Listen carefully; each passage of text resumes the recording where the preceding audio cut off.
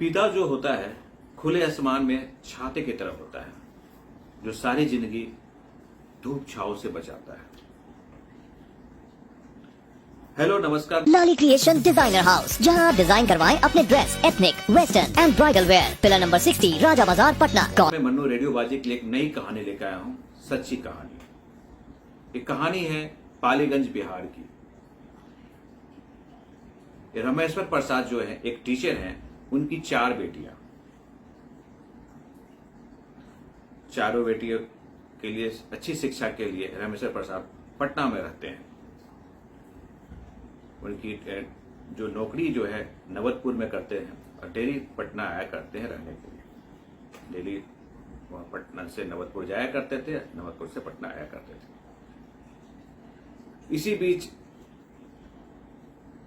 बच्चे जब छोटे थे तभी उनकी वाइफ की देहांत हो जाती है। तो सारा बोझ रमेश्वर प्रसाद पर आ जाता है। 4 बेटियों का बोझ लेकर चलना, ना मां का साया। बहुत लोगों ने बोला कि रमेश्वर प्रसाद जी आप शादी कर लीजिए। रमेश्वर प्रसाद जी बोले कि नहीं, मैं सारी जिंदगी अपने बच्चों के साथ गुजारूंगी।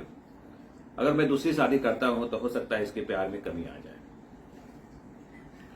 वो दूसरी शादी नहीं करते हैं। इसी बीच चारों बच्चे धीरे धीरे बड़े होते हैं। 2 बच्चे को जो उनका होता है, एक बड़ी बेटी या शादी वो गुजरात में कर देते हैं। उससे छोटी बेटी जब पढ़ने में ठीक थी, उसे बिहार सरकार में एसआई का जॉब मिलता है, सब इंस्पेक्टर का। तीसरी बेटी भी पढ़ने में थोड़ा ठीक ठाक थी, उसे सीआईएसएफ में नौकरी हो जाती है। इतने दिनों में क्या करते हैं कि अच्छे दहेज देकर दोनों बेटियों का शादी फिर से कर डालते हैं। धीरे धीरे रमेश्वर प्रसाद जी बुजुर्ग होते जाते हैं। उम्र के साथ साथ उनकी नौकरी का भी समय समाप्त होने का टाइम आ जाता है और वो रिटायर कर जाते हैं। रिटायर करने के बाद छोटी बेटी उनके पास साथ रहती है। अब रमेश्वर प्रसाद वो और उनकी छोटी बेटी दोनों साथ रहा करते हैं। उम्र हो जाने के चलते बीमार हमेशा रहा करते थे। लेकिन 3 बेटी जिसकी शादी की थी, इतने पैसे दहेज देकर शादी करने के बाद भी वो कुछ न कुछ पैसा उनसे मांगा करती थी, अपने नाती के एडमिशन के नाम पर, या कभी बीमार पड़ गए कि मेरे पास पैसे नहीं, ऐसे करके उनसे पैसा मांगा करती थी। छोटी बेटी बहुत छोटी थी, ये चीज देखा करती थी, इग्नोर कर दिया करती थी। जब रमेश्वर प्रसाद बहुत बीमार पड़ गए, जब इलाज का टाइम आया तो छोटी बेटी ने अपनी बहनों को बोला कि दीदी पापा बहुत बीमार है, प्लीज आ जाओ। लेकिन कोई बहन पटना नहीं आती थी। छोटी बेटी पिताजी का इलाज कराती थी। इलाज में काफी पैसे खर्च हुए। छोटी बेटी बोला करती थी बहनों से कि कुछ पैसे का हेल्प कर दिया करो, पापा का पैसे धीरे धीरे खर्च हो रहे हैं।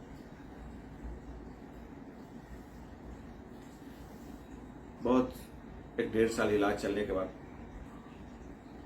रमेश्वर प्रसाद की अंतिम घड़ी आ गई। इस अंतिम घड़ी में भी छोटी बेटी ने अपने बहनों को बुलाया कि दीदी जल्दी आ जाओ, पापा का अंतिम टाइम आ गया है।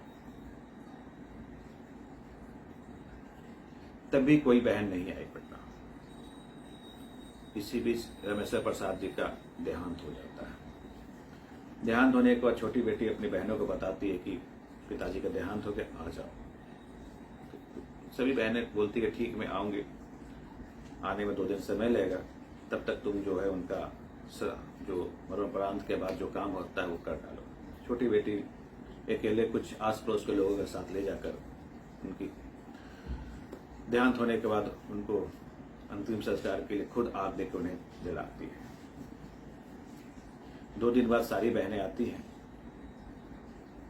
जो श्राद्ध कर्म में जो पैसे खर्च होता है तो बोलती है छोटी बेटी की कुछ पैसा दो ताकि हम लोग पिताजी का श्राद्ध कर सके। तभी तीनों बहनें बोलती कि नहीं, जो पिताजी का पैसा बचा हुआ है तुम्हारे पास होगा, उससे खर्च करो। छोटी बेटी बोलती है कि पैसे तो फिक्स डिपॉजिट है, निकालने में समय लगेगा, अभी तो श्राद्ध के लिए पैसे चाहिए। तब भी तीनों बहन पैसा नहीं देती है। छोटी बहन गांव वाले से मिलकर गांव पे जो जमीन था उसे गिरवी रखकर पैसे उठाती है और पिताजी का श्राद्ध करती है। श्राद्ध करने के बाद क्या होता है कि अब पैसे की बंटवारे की बात आती है कि पिताजी के पास जो पैसे बचे हुए हैं, अब तीनों बहनें और बोलती है कि तुम्हारे पास जो पिताजी के पैसे हैं, जो फिक्स्ड डिपॉजिट जो पेपर है, वो तो हम लोग आपस में बांट लेते हैं। इसमें छोटी बेटी बोलती कि मैं ये पैसे नहीं दूंगी।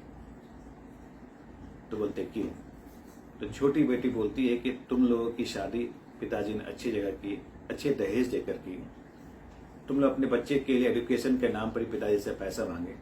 आज मेरे पास कुछ पैसे बचे हैं जो मेरे शादी के लिए पिताजी रखे, तो वो पैसे मैं तुमसे क्यों बांटूं?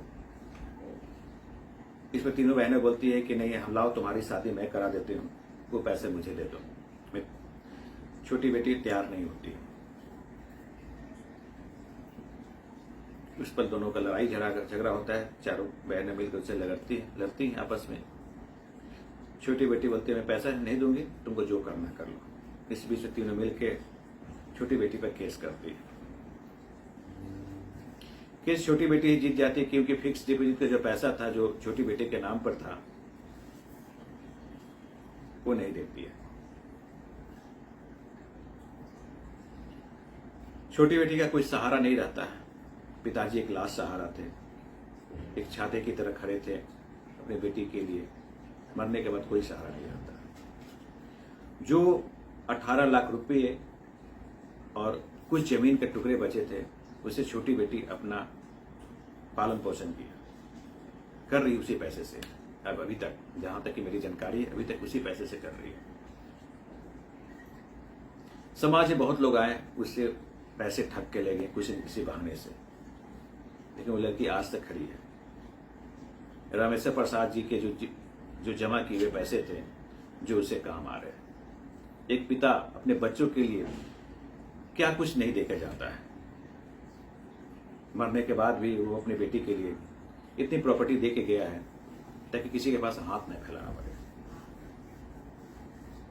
ये थे रामेश्वर प्रसाद जी। फादर्स डे पर एक थी एक छोटी सी कहानी, पिता कैसे अपने बच्चों के लिए सारी चीज बलिदान देता है। कल के लिए बाय बाय।